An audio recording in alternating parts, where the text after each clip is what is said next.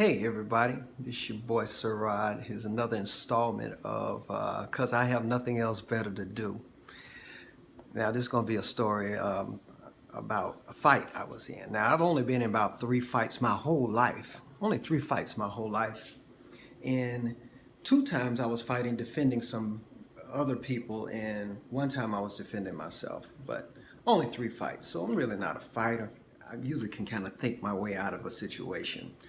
But this particular situation, I'm going to leave names out of it. Some people are kind of funny about, about having their business out there like that, or, I just don't want to name anybody. But so it was a girl I was dating. And we had just started dating. And back in the day, we used to go to dances. I'm originally from Tampa, St. Petersburg, Florida. And in St. Petersburg, Florida, where I was from, they used to have a dance called Camel Park. Some of y'all remember that. Then you dating yourself, because you know that goes way back, and dances at that. But didn't have a car. We were young. We would walk to the dance, and then we would come out from the dance, and it would be hundreds of people at these dances. And then nobody really had cars back then. Everybody kind of walked or rode their bikes to the dance, and everybody be jam-packed in this little club. Not even a club. It was a clubhouse at the park. Everybody jam-packed in it. And afterwards, everybody would walk from Camel Park to, there was a Church's Chicken down 16th Street, down the way. Everybody all the teenagers hang out place there. And so me and my girl, we in line. Well, she stood back, and then I got in line gonna order some chicken.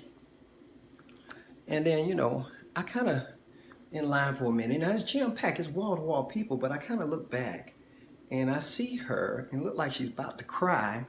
I see some guys around her saying stuff, and I couldn't really make out what they were saying, but it didn't look nice. I didn't like the energy that was coming from what I was seeing. So I stepped out of line, went to find out what was going on. And then they started addressing me, saying, "Oh, you with this punk, bop, bop, bop, bop, bop." It's always that one guy. It was a group of guys, and that one guy wanted to show out because he was with a group of guys. Now, another hidden secret about me.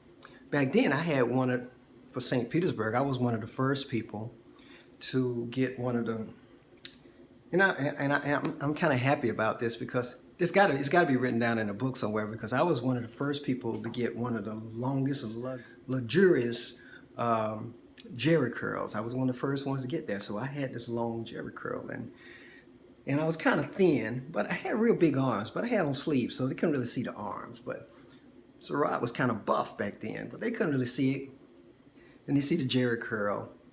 And another thing, for years I used to study little martial arts.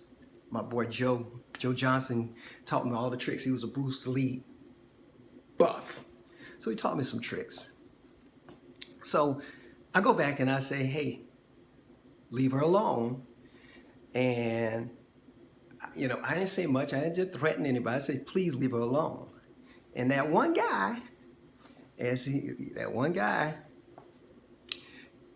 said, "Okay, no worries." And then he looked like he turned to walk away. And as he turned to walk away, he sucker punched me.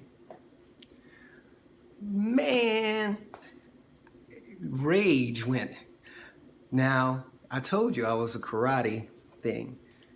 I don't know. I swinged at him, I missed him.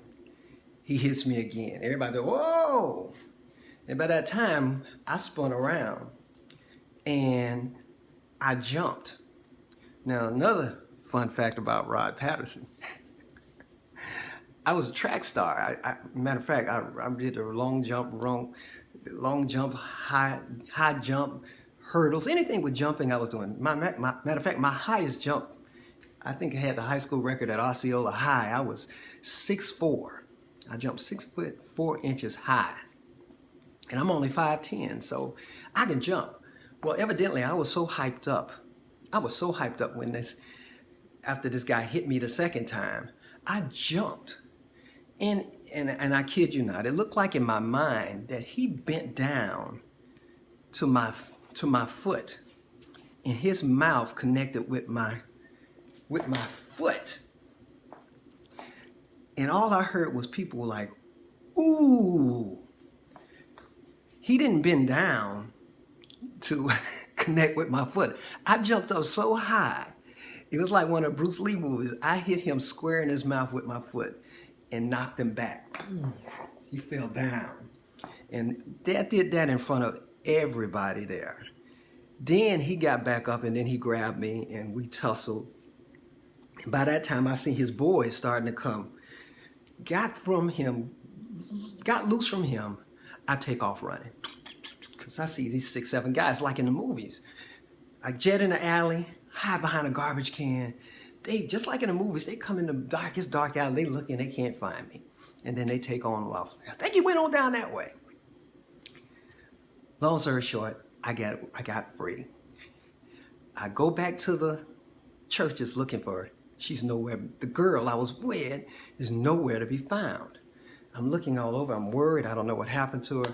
So I decided to go back to her house, which wasn't too far from the churches. So, I go to her house, and she's there on the front porch, and she's just crying. And I come up to her, I say, hey, you all right? What happened? You okay?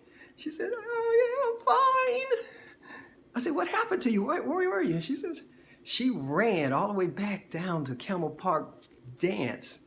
She said she ran all the way down there. She said she didn't want to see me get beat up. We could have called 911. You could have called a hospital or something. She said she didn't want to see me get beat up, which was sweet. But I didn't get beat up, and I survived. And I think after everybody saw me do this Bruce Lee kick, I think they came up with the conclusion: don't bother him, leave him alone. And nobody ever bothered me again. I never got harassed. That same, back then they didn't shoot, kill anybody. It's just like if you get beat up, you live to fight another day. And so I saw the guy again. He left me alone because he didn't want no more of these quick feet. And that's my Karate Joe story. All right, guys. This was simply because I had nothing else better to do. Peace.